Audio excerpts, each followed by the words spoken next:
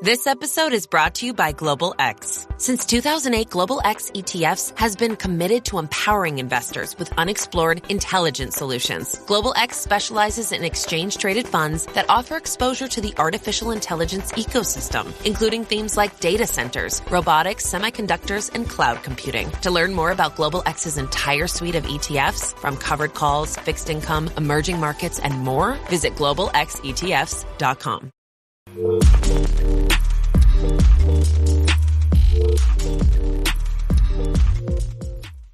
Welcome to the Manage Self-Lead Others podcast. My name is Nina Sunday, and in this episode we're joined by Dr. Stuart Brody, founder of Integrity Intensive, a consulting firm for decision-making and leadership.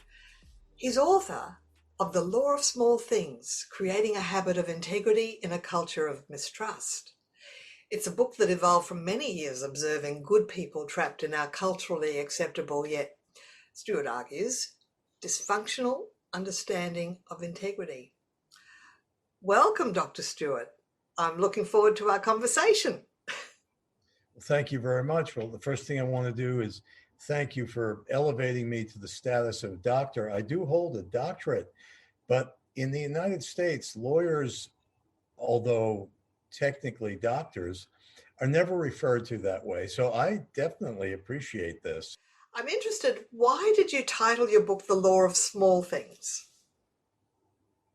Well, it occurred to me over the course of my career in both law and also in politics that when people started breaching the rules of conduct, let's call it integrity, on small things and in small ways, they started down a slippery slope which yielded much larger breaches of big things. So it became clear to me that a principle of, let's say, ethical practice or practice of integrity was that if you don't adhere to obligations, responsibilities in small ways, then you're probably not going to be ready to do so on big things and in big ways. So you've coined the phrase integrity quotient. It's another way of describing IQ. And at integrityintensive.com, you've got a quiz that people can do. And I've done the quiz, and it's very interesting to see that you have a lot of dilemmas from life and from work. Things like telling white lies to get out of a lunch appointment, or getting out of agreements that you've made. Do people share with you surprise that telling a white lie is a breach of integrity? Yes, a lot of people are surprised by that question, and also by my belief that if you start lying, even white lies, on small things like that, that a process begins of habituation into avoiding truthfulness. And once that starts, it yields bigger things. But what's interesting, I think, is that people will understand that there's generally a duty of truthfulness. So even though many will tell white lies, and they'll concede that they do, they'll answer that question, quote, correctly, because they know it's not the right thing to do. They know they're being lazy. They know that they're being self-interested in coming up with an excuse to spare someone's feelings when really it's sparing their own embarrassment. It's avoiding the obligation to really come up with a truthful explanation of why you're canceling a lunch date. I use the example also that if a country, a culture, condones the telling of lies in simple ways like that, then it's kind of ironic to expect their political leadership to tell the truth. Yet we do. So it's kind of like a double standard that we somehow maintain. We can do it, but if others do it, especially people in big, important positions, well, that's wrong. But what we do is okay. So that's an issue of integrity that we can get into.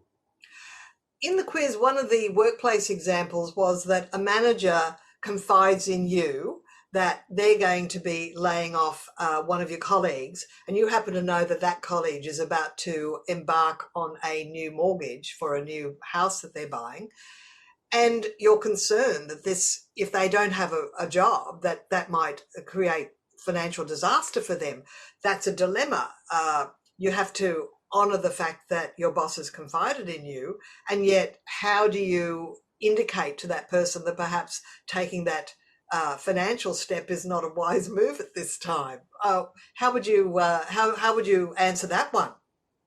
Okay, so the first thing we need to do, I think, when we're answering any hypothetical is to understand the context of the answer. What is the structure of looking at it? Now, a lot of people will say, "Well, I would lose my job rather than fail to come through for a friend or a coworker. I'll tell the boss I'm not going to do it. I am going to.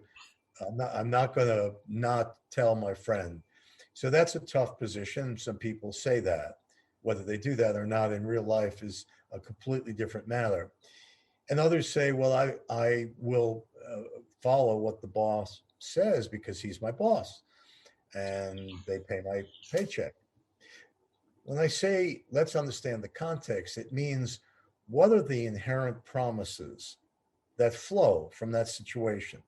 Integrity, as the way I've defined it, is really the skill of identifying promises, the promises you make explicitly and the ones that are implied in the conduct of your everyday life. And those are harder to see. But most of the promises we have, what we would regard as what constitutes integrity, is implied promises. Now, in the boss's case, the boss is making you explicitly promise not to reveal confidential information, which they probably never should have revealed, but did. Okay, so you're in that spot. So that's a duty of loyalty to your boss, and it's an explicit undertaking. To your friend, there's no such explicit duty, but there's an implied duty of truthfulness. Now, why? Because your friend, your coworker reasonably expects that information of that magnitude would be shared so he doesn't make a big mistake. Now you're on the horns of a dilemma. You've Mm. got an explicit duty and you've got an implied duty, one of loyalty, one of truthfulness. Those are the duties that always come up at work and they're always clashing. What do you do? Well, unlike some of the people, Nina, who would say, well, I'm going to tell the truth no matter what, or I'm going to be loyal no matter what. The people who are skillful at integrity, at the practice of integrity, because it is a practice of a skill, like any other skill. Well, it's not No, as black and white as that, is it? no black, Yeah. right. If you approach integrity as a black and white endeavor, I dare say you're really missing the point of what integrity is, because all you're doing really is substituting boisterous conviction, the certainty of your belief, for deliberation and for careful weighing and balancing of competing interests. The people we respect in our world and at work and in our lives are the ones who know how to balance competing values, competing duties. And that's what integrity is. I would also argue that that manager was not fulfilling that person's duty as a manager, because certainly there's a protocol around laying someone off. You don't get someone else to confide in them just because you feel there's a weight on your shoulders. You've now handed this this grenade that's going to go off to another person, and it's like, well, now where are they left? They're left with the monkey on their shoulder. So let's say in that example, the boss, the employer says, I'm so sorry. I never should have put you in this position. That was a breach. I breached my integrity. But still, you can't say anything. And I think, aren't we all in that situation at one time or another? The boss kind of blows it, or we as bosses have blown it, and we kind of breach a reasonable expectation of an employee, which means we breached integrity. Where there's a reasonable expectation that's breached, that's a breach of integrity. And there's also this the power of groupthink that can happen in the workplace where people don't speak up. Now, while sometimes it's politically safe to not say what you really think, depending on how you think it's going to be received, there's a perfect example from a few years ago with the Volkswagen company when they were found out they were trying to cheat diesel government tests on emissions by putting in some software that was designed to cheat the government tests. Now, it went back to soul searching within the company around how is it possible that project managers and engineers went along with such what now is a piece of folly, because they were fined billions of euros, and I think some senior leader even went to prison at some point.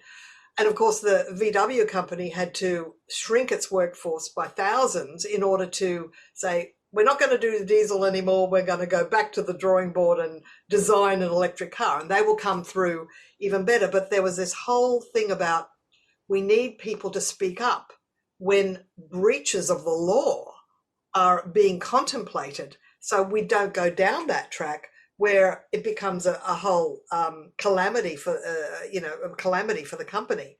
So how is it that groupthink can actually land companies in hot water? Well, it's a great question and has so many dimensions to it. Groupthink, as I think you're using the term, or certainly as I understand it, is not an excuse for individual responsibility. Now, it may be a reason why you don't step forward, but learning how to step forward is a responsibility that we all have. It's a matter of integrity. Why? Because there's either an explicit or implied duty of truthfulness. Now, in that case, the duty of truthfulness was very hard to exercise because you're dealing with peer pressure, engineers who were covering it was just a swamp of lies. But what really, I think, surprised everyone who examined it, although it shouldn't be a surprise, is that no one managed to figure out a way of getting the truth out. But isn't that the way we deal with much in our lives? We have relationships we're not honest about. We tell white lies to friends. We accept discounts that we don't deserve. We maybe take dinners for free from a friend who puts it on an expense account, even though no business was discussed.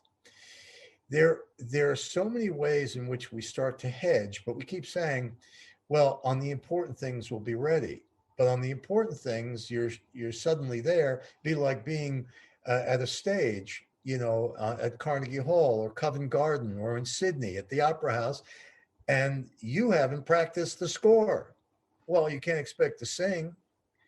So that's why it's the law of small things, because if we turn a blind eye to the little things in our life that we skate over, that we either through laziness or you go, well, everybody else is doing it, so that's not really an excuse. So you're suggesting that integrity is a practice that you exercise and that you become better at it because you make sure that the little things are done according to integrity. That's a great point. Thank you. Because if you can't figure out how to tell a friend that you had a better offer and that you're sorry, but you'd really hope that they'll release you from your obligation and schedule another time. If you can't figure out how to do that and would rather habituate, truthfully, how are you going to sit in a room with fellow engineers who are conspiring to put a deception worldwide? How are you going to do it without practice? Nina, I actually had my class do do a kind of play acting of that scenario, of that dilemma. And they each took different parts: the head of the division, the head of the company, the software engineers, and so forth. And what kept coming up was that not only didn't they want to take a risk of their own economic detriment, but they couldn't figure out how to tell the truth. They didn't know where to go. They didn't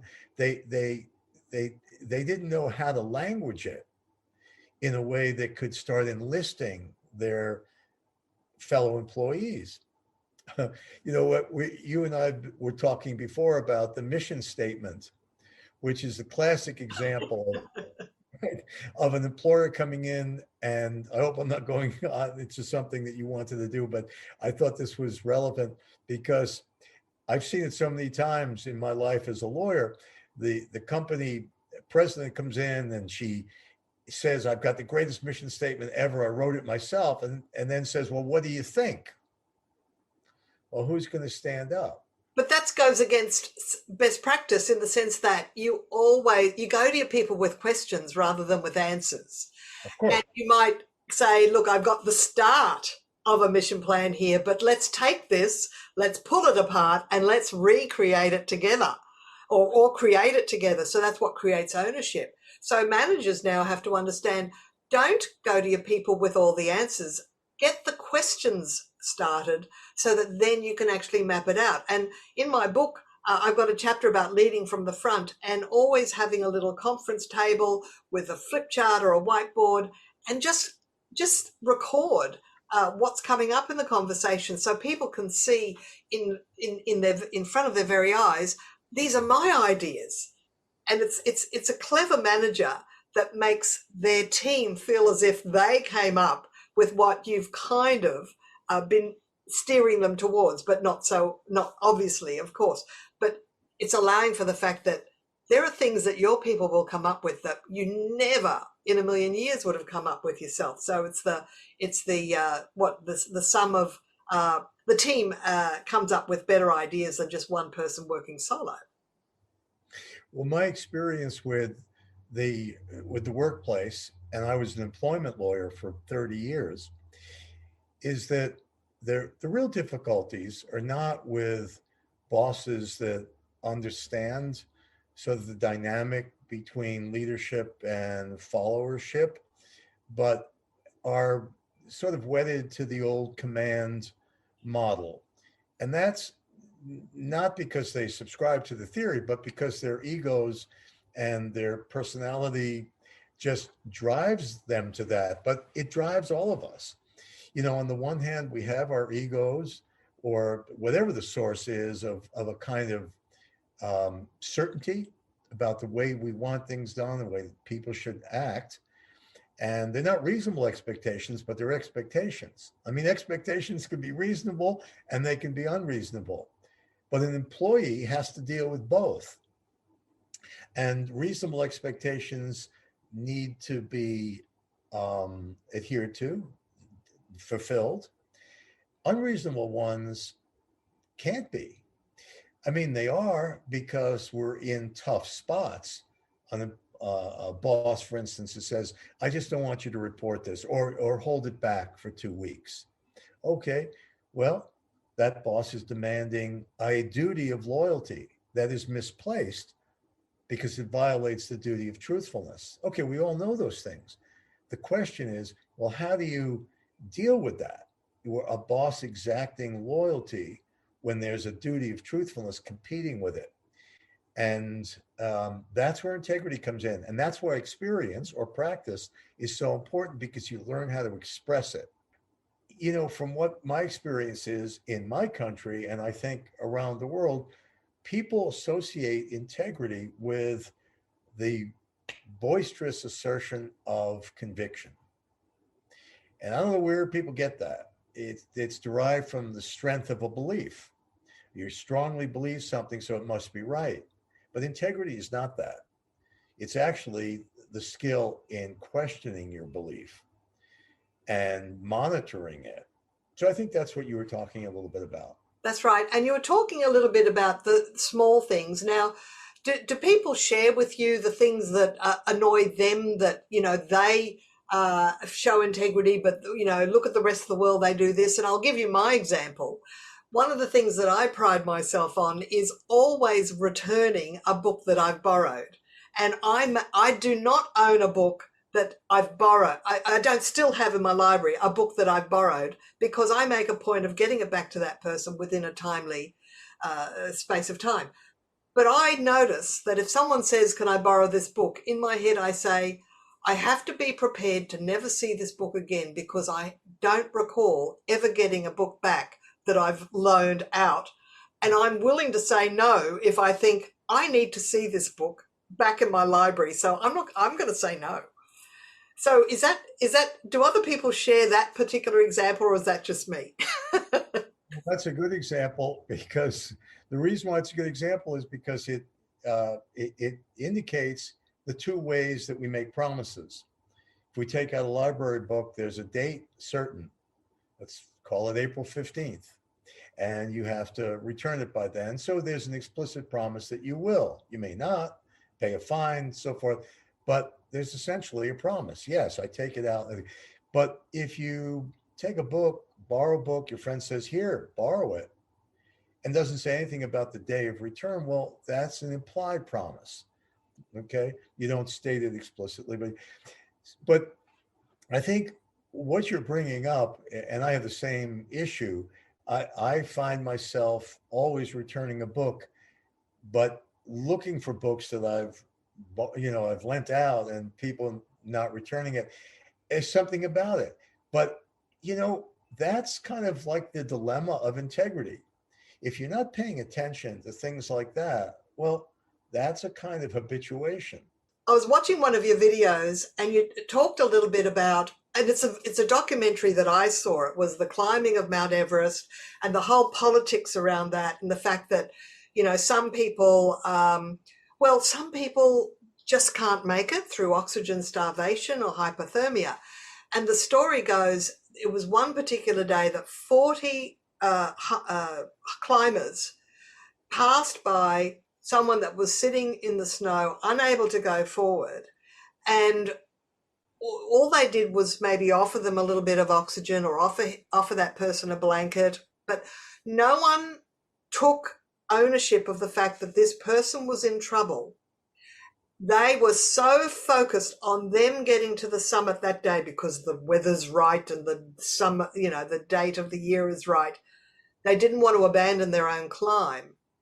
But what actually happened is that person died, because 40 people went past, not one person took ownership that person needed to go back to camp.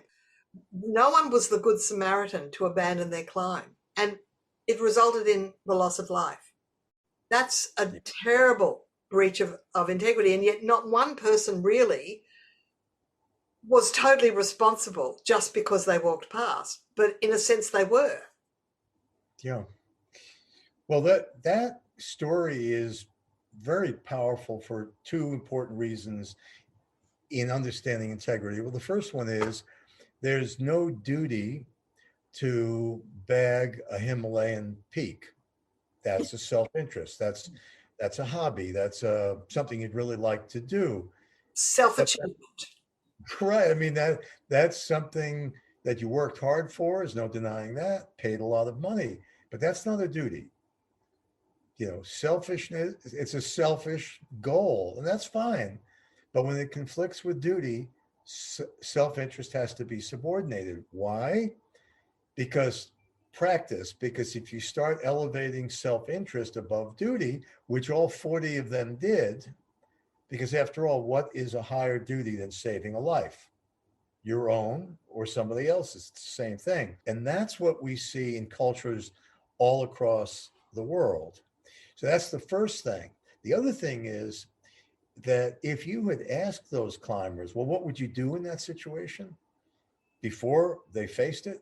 They would have all said, well, of course, saving a life, because they knew that was the reasonable expectation of any climber. It's an unstated rule or implied promise that life comes first. But in that situation, and that's very revealing to us about the nature of the way we hold integrity. Like we say we'll show up. That's why I wrote the book, The Law of Small Things. We say we'll show up, but do we? Do we protest the action of an employer that's asserting loyalty at the expense of truthfulness? Do we report on a neighbor when we see domestic violence? Or what about sexual harassment in the workplace? And we don't do it because it's convenient not to. It's in our self-interest not to. But each time we fail to exercise a duty, a little bit of our authenticity, as you call it, or integrity, erodes. And that's what integrity is. It's an alignment with who we know ourselves to be. That's what we're aiming for. However you do it, like through scripture, through practice, it's through practice in the workplace, practice in relationships. That's what we're all looking for, alignment with who we really, truly know ourselves to be.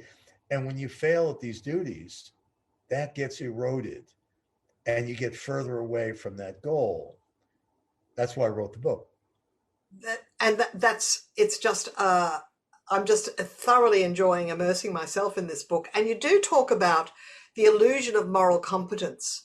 Is that what you mean when people say, when asked, they say, "Oh yes, I would do this," but when put to the metal, when in the real world, they actually don't do it. They're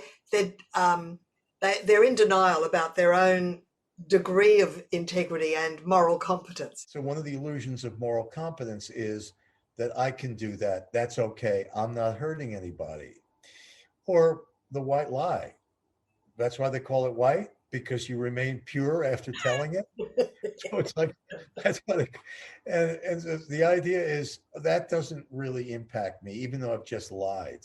But you also mentioned earlier that there are a few ways that you can actually learn to be a better communicator, so you don't ever have to tell a white lie, that you either describe it in a certain way or use humor. Or what were the techniques that you said that you can avoid it being a white lie? It goes back to, I think, the point you made about how to evade groupthink. You can sit there and go, there's no way I'm going to deal with this. I'm just going to go with the tide. I've got a spouse at home with kids. I can't. Or you can say, okay, that's we're talking about economic survival. We get that. That's not a simple self-interest. That's survival. On the other hand, there's a competing reason why I need to express truthfulness. I got to try.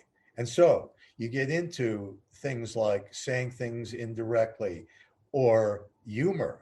That's a very big one. And I do this with my students. I have them play act these things, and they're geniuses. Of course, they know what they need to do. They need to balance competing interests, but they come up with great ways of doing it. Can you give an example? Well, with the boss who says, don't tell the coworker, even though he's about to lay down, a fortune for a mortgage that he's not going to be able to afford because he's terminated or laid off. So the students that have come up with these ways of saying, well, I get the feeling that things are not really great around here. I wouldn't be surprised if there was going to be a layoff, and then someone says, well, what, do you know something? So, well, look, I'm just telling you that I get a bad feeling about this thing. I wouldn't make a big commitment. Just think about it, So, and then other people say, well, yeah, but you're really telling him, but you're not, Yeah. It's all about your choice of words and doing it from a point of purity. Is learning, there's examples like in the white lie situation, which I keep coming back to. If you say to someone directly, I have this offer to have lunch with someone, I've been waiting to do this could affect me professionally in a great way, I really would appreciate it if we could reschedule. Would you release me from this date? Now, my students, I asked them as homework, I said, when you want to breach a promise and you want to tell a white lie, not tell the truth, try this. Try asking the person, will you release me from my promise? And they all laughed like that was stodgy and old folks. Oh, who's going to, but they did it. And they came back and they said there was magic in that. That's Because very interesting. And something I've learned, a little phrase that I've learned is the one, would you be willing to? Would you be willing to release me? And somehow just asking if they'd be willing to is actually not asking them, will they? It's asking if they would be willing to. And it's a softer way to ask to be released. But either way, it works. And it's well, all it's being more affecting. intentional with your language. Oh yeah. So that's something that I spend a lot of time on with people, languaging things, because it's a skill. But it has, and I've made this point before, it comes from not so much for me being a good person, being intuitive or being, emotionally intelligent, but it derives from the fundamental responsibility that you have when you to fulfill a promise, whether it's stated or not.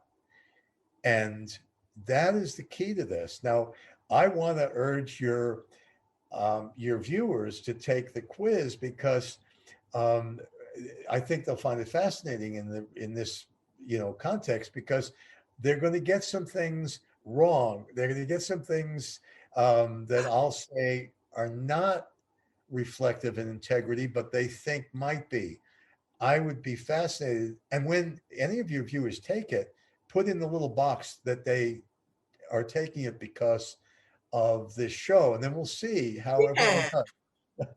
Yeah, well, I took it, and I must admit there were some interesting dilemmas that were just from daily life, and it gives you immediate feedback of the answers, and I went, oh, really? Oh, that's the answer. Oh, well, I have to rethink my what I think is integrity. Look, Stuart, it's been fabulous talking with you today. We could go on for another hour, but time has come to say goodbye. Thank you so much for your wisdom and your discussion. We entered into some deep areas, and I think our listeners will find it quite fascinating. A big thank you to our guest this episode, Stuart Brody, whose website, integrityintensive.com, you'll find the integrity quiz so you can measure your integrity quotient, your IQ. Thanks for joining us. Remember to subscribe, and we look forward to meeting you again next time.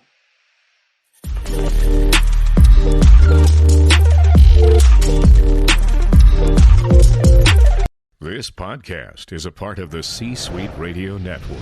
For more top business podcasts, visit c-suiteradio.com.